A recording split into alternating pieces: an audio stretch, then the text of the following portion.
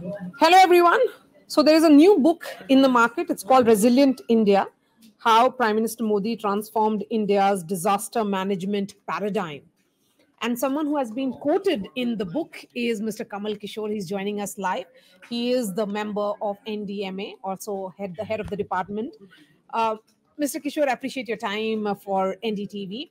Let me begin by asking you, there clearly appears to be a paradigm shift as far as the approach to disaster management in India is concerned. Is there a new framework which has come in place post 2014, post Prime Minister Modi took charge? Absolutely. I think Prime Minister Modi has really transformed the disaster risk management paradigm in the country.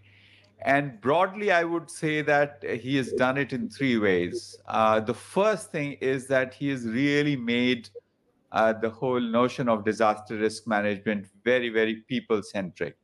It's really whenever, as officials, whenever we work with him, we brief him, his question is, how is it going to affect the last man or a last woman living in a coastal area who's exposed to cyclones or in any other disaster-prone area? So really making sure that people are at the center of the entire disaster risk management discourse, the practice and theory of disaster risk management, so that whatever we do ultimately benefits the last person who has to face the disaster.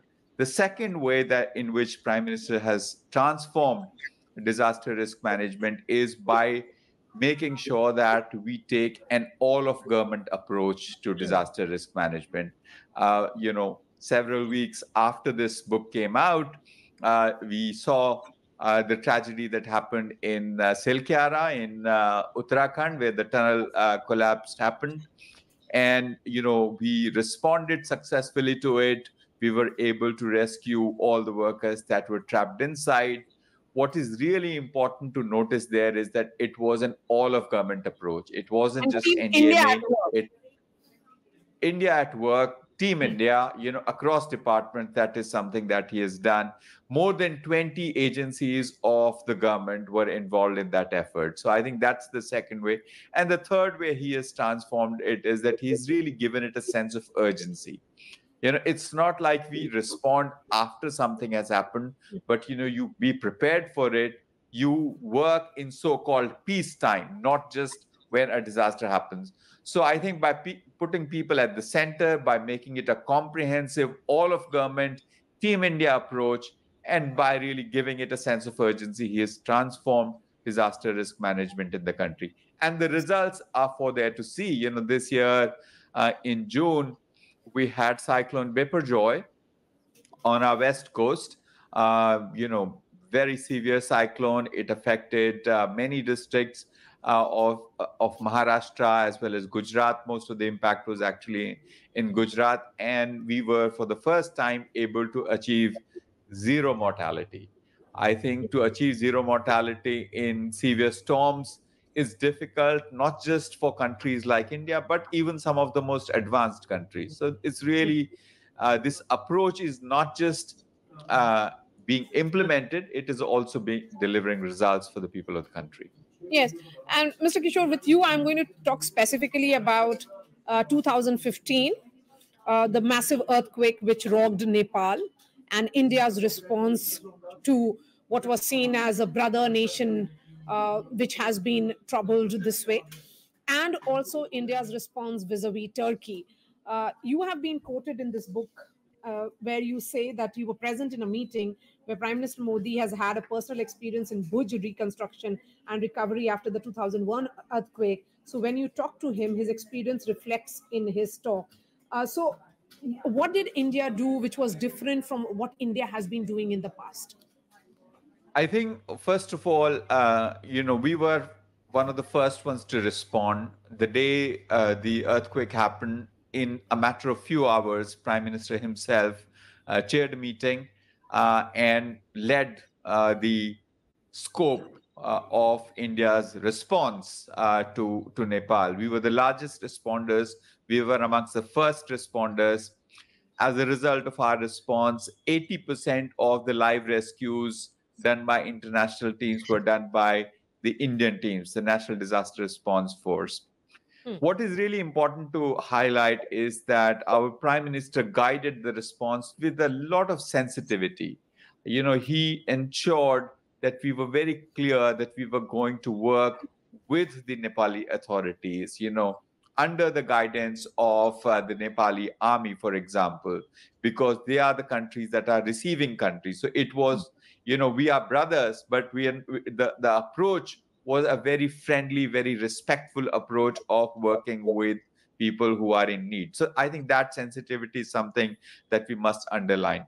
The second thing is that many practical tips from the experience of Bhuj earthquake came into light here. Prime Minister, for example, he said that we have to think about how people will stay warm in the tents. Nepal, it's a mountainous country. Evenings even in April can get a little bit chilly, and the impact was not just in Kathmandu Valley; it was outside in Gorkha and other districts as well. So how do we sort of ensure that people have heating? So he talked about why don't we distribute hot water bottles so that people, when they are under blankets, they can use them. So that is the second thing. The third is that it was a response which adjusted itself as we learned more about what was the situation on the ground. For example, we had one of the largest medical response. We had the army parachuters who were not just establishing field hospitals, but also, as Prime Minister said, go to the people, going out into the communities, doing not just primary health care What was in the terms size of the Indian contingent which was sent? The Indian group? I think if I remember correctly, we had 10 or 11 teams of NDRF. And then we reinforced them later when we saw that the needs are going to be much greater. We had the largest medical teams. I think the Indian doctors dealt with more than 4,000 injured people.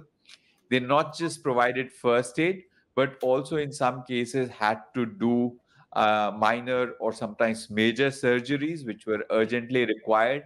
And some of these people were, because our response sustained for some time, they actually came back for, getting the dressing done, etc. again. We worked with our civil society organizations from India. We facilitated their work. We set up community kitchens. We had a large outreach with people. So I think that kind of effort really I want earned to us. understand from you, Mr. Kamal Kishore, since you have worked very closely with Prime Minister Modi, if you can share some anecdotes with us of the micromanagement that he actually does. You spoke about the water bottles. What is it? The detailing that he goes into. The micromanagement. Similarly, the thing on that lines, I think our initial response was that we will send packed food, packed food.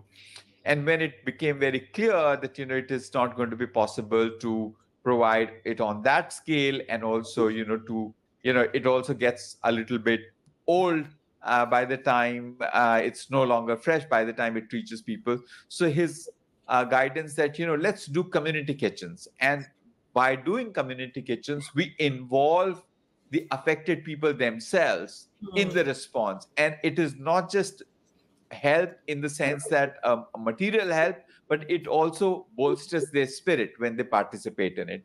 So I think this whole approach of working with the affected people, treating them not as victims but as survivors, is something that is really the ethos that the Prime Minister brought to that response. And I mean, for several days,